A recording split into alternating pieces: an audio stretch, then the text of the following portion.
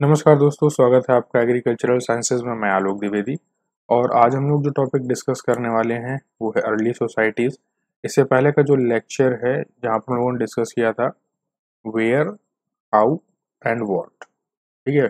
या यूँ कह सकते हैं कि हिस्ट्री के बारे में बेसिकली डिस्कस किया था। एक बेसिक आइडिया लिया था कि हिस्ट्री क्या चीज़ है, हिस्ट्री को कैसे हिस्टोरियंस ने फ्रेम किया, कैसे उसको रिकंस्ट्रक्ट किया। ये हम लोगों ने पढ़ा था अपने फर्स्ट लेक्चर में। ये सेकंड लेक्चर है आपका, 395 नंबर का वीडियो है। 394 वीडियोस यानी कि एजुकेशनल वीडियोस इस चैनल पर आपकी अवेलेबल है, जिनको अगर आपने नहीं देखा है तो देख सकते हो। तो आज का जो टॉपिक है वो अर्ली सोसाइटीज़ के बारे में है।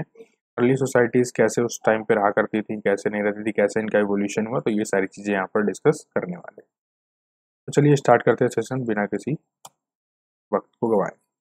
देखिए, अर्ली सोसाइटीज़ की बात करें तो जो हमारा सबसे पहला ह्यूमन है, यानी जो सबसे पहला मैन जो आपको अर्थ पे दिखा, जो प्रेजेंट हुआ, वो आपका अफ्रीकन कॉन्टिनेंट में प्रेजेंट होता है।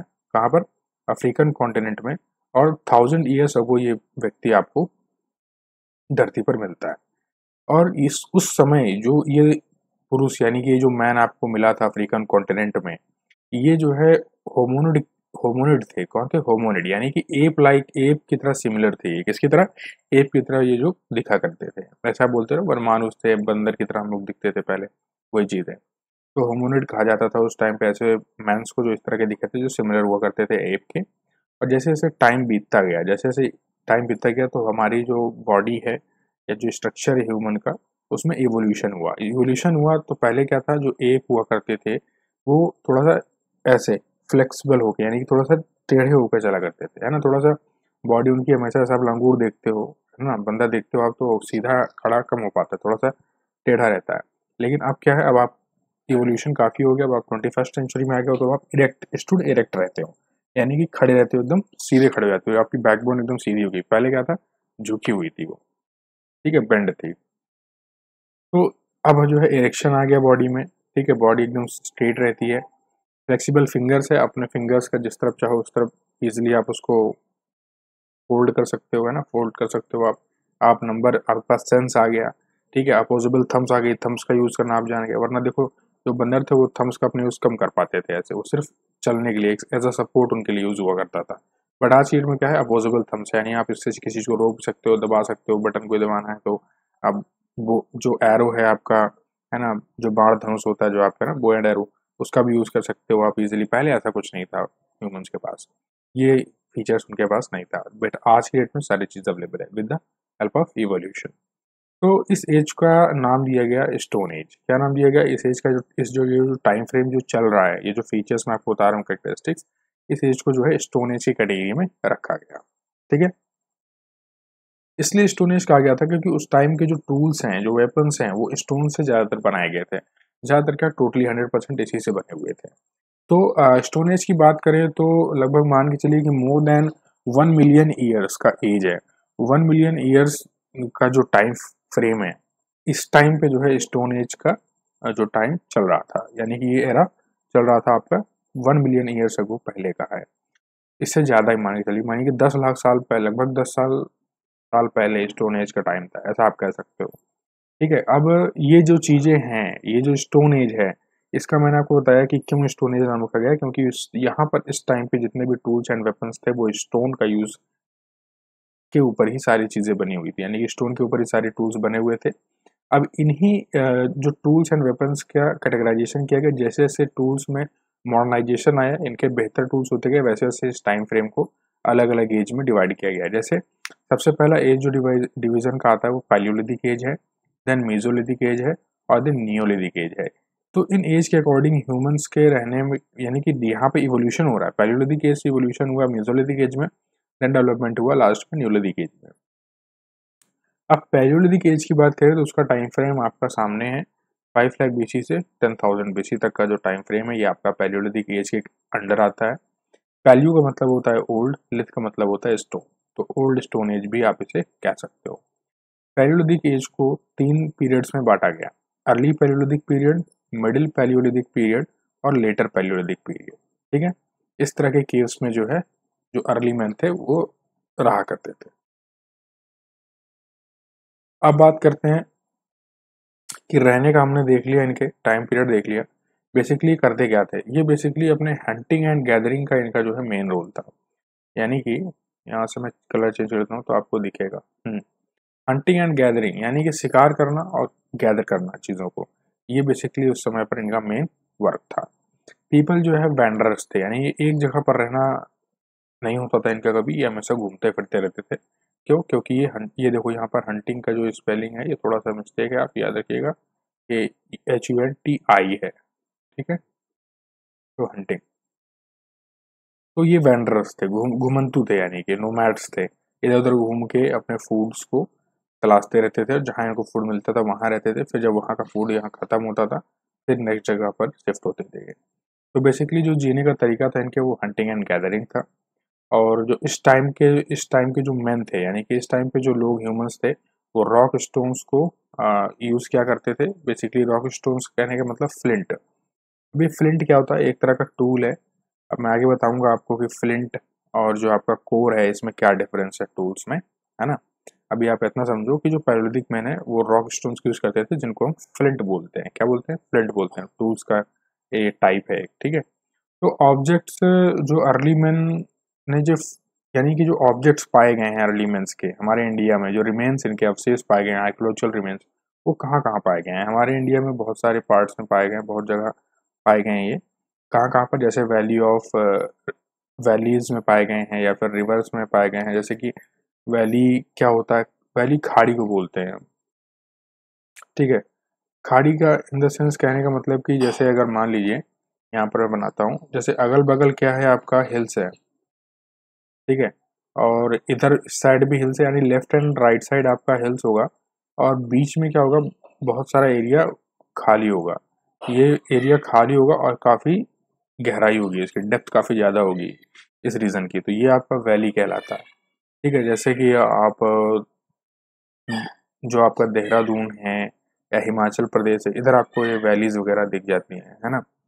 तो फिर जी क्या है, वैली और रिवर, जो रिवर सोन है वहां पर आपको ये देखने को मिले हैं इनके जो रिमेन्स हैं अर्ली मेंस के। तो बेसिकली आज की डेट में ये पंजाब में है, सो पंजाब का रीजन है जहाँ पर मैं आपकी बात कर रहा हूँ रिवर सोन की, यानी पंजाब के रीजन में जो रिवर सोन है वहां पर आपको इसके अर्ली जो मैन के हैं उनके रिमेन्स मिले हैं। बेलन वैली जो कि उत्तर प्रदेश के सोनभद्र जिले में है, वहां पर भी आपको इसके रिमेन्स मिले हैं। महाराष्ट्र में मिले हैं, बोरी कर्नूल आंध्र प्रदेश में मिले हैं, भीमबेटका जो कि भोपाल में है, यहाँ भी इसके रिमेन्स मिले हैं।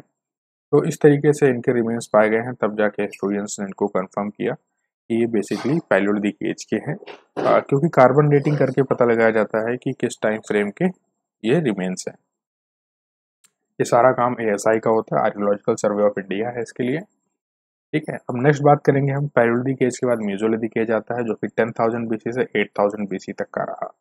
इस एज को आप मिडिल स्टोन एज बोलते हो। टूल्स और जो वेपन्स हैं इस एज में थोड़ा सा मॉडर्नाइज हुए, थोड़ा सा इम्प्रूव हुए, ये आप फोटो देख सकते हो, ठीक है। पहले इस तरह के टूल्स नहीं थे, इतने शार्प नहीं मिलते थे आपको, ना ही इतने जो इनकी हाइट है, जो लेंथ है, इस तरीके के नहीं, और छोटे छोटे थे, ठीक है। और जो माइक्रोलिथ्स हैं वो भी आपको मेसोलिथिक एज में मिलते हैं। माइक्रोलिथ्स का मतलब होता है कि स्मॉल और जो टूल्स हैं वो बोन्स पर या वुड पर फिक्स कर दिए जाते थे, बांध दिया जाता था उनको, ठीक है। उनको भाले की तरह, ठीक है, और तीर की तरह, एरो की तरह उनको यूज किया करते थे। ये इनके जो रिमेन्स हैं, यानी ये टूल जो आपको मिले हैं ये आदमगढ़ में मिले हैं जो कि मध्य प्रदेश में है, और बागोर जिले जो कि राजस्थान में पड़ता है वहां पर आपको मिलते हैं इसके रिमेन्स। और इस मेसोलिथिक एज में कुछ और इम्पोर्टेंट चीजें हैं जो यहाँ पर आपको देखने को मिलती हैं, इसको कैटेगराइज करती हैं, अलग पहचान देती हैं। वो ये कि एनिमल्स को टेम करना, यानी एनिमल्स को पालना इस एज में लोगों को पता चल गया था। उन लोगों के अंदर ये क्वालिटी आ गई थी कि हम एनिमल्स को डोमेस्टिकेट कर सकते हैं। सिंपल सिंपल हाउसेस यानी झोपड़ी बनाना लोगों ने यहाँ शुरू कर दिया था, लेकिन केव्स में भी लोग रहते थे। ऐसा नहीं है कि सभी लोग जो है सिंपल हाउसेस बनाकर रह रहे थे, ऐसा कुछ नहीं है। केव्स में भी लोग रहना उस समय पर जारी था।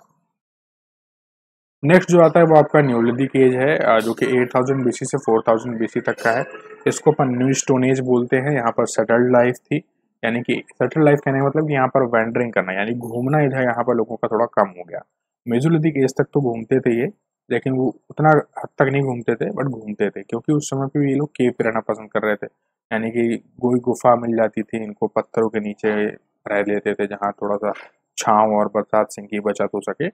लेकिन अब न्यूलिथिक एज में ऐसा नहीं है, सेटल्ड लाइफ है इनकी, एग्रीकल्चर का यहाँ पर इवोल्यूशन हो गया, एग्रीकल्चर यहाँ पर एग्जिस्ट कर रहा था, अब लोग खेती कर रहे थे, शार्पर सिकल्स थे इनके पास, सिकल्स मतलब हंसिया, ठीक है, जिससे कि अपने फसल को काट सकते थे। और इनके ये जो न्यूलिथिक एज में टूल्स हैं, ये आप देख सकते हो किस तरह से हैं। अब देखिए थोड़ा सा इसमें हैंडल वगैरह बनाया जाने लगा, है ना, यानी कि थोड़ा सा इनके अंदर ब्रेन डेवलप होने लगा कि हम लोग शार्पर टूल्स और डिज़ाइन के साथ अब ये लोग बनाने लगे टूल्स को अपने। बोन्स यानी कि जो हड्डी थी, हड्डी की लोग सुई बनाने लगे। अब सोचिए आप, हड्डी की सुई का डेवलपमेंट हो गया था न्यूलिथिक एज में, इसका भी विकास हो गया था। तो इन ये जो रिमेन्स हैं, ये इनका न्यूलिथिक एज के बारे में हम लोग को कहाँ से पता चलता है, किस जोग्राफिकल रीजन से, तो आपका नॉर्थ विंध्यास और साउथ इंडिया और वेस्टर्न नर्मदा और मैसूर जैसे रीजन में इसके रिमेन्स आपको देखने को मिलते हैं। वहाँ से इनके बारे में जानकारी मिलती है हमारे हिस्टोरियंस को। नेक्स्ट बात करें तो जो दक्कन रीजन है, ये दक्कन रीजन क्या है? बहुत सारे लोगों को कन्फ्यूजन रहता है कि जो दक्कन क्षेत्र है हमारे भारत का, वो कौन सा क्षेत्र है। तो दक्कन क्षेत्र बेसिकली हमारे इंडिया का वो पार्ट है जो नर्मदा रिवर की साउथ में है, और विंध्या जो हिल्स हैं उनसे प्रोटेक्टेड है, और 3 समुद्रों से, यानी और बाकी जो नॉर्थ वाला पार्ट तो मैंने आपको बता दिया कि विंध्यास और नर्मदा के साउथ में है, और विंध्या ऊपर क्या है, विंध्या हिल्स हैं उससे प्रोटेक्टेड है, ठीक है। और फिर क्या है, उसके नीचे आपको नर्मदा है, उसके साउथ में दक्कन है, और अगल बगल के जो क्षेत्र हैं, मतलब यानी कि ईस्ट वेस्ट और साउथ में, वहाँ पर क्या है, चारों तरफ पानी पानी है, सीज है, सराउंडिंग में क्या है, सीज है।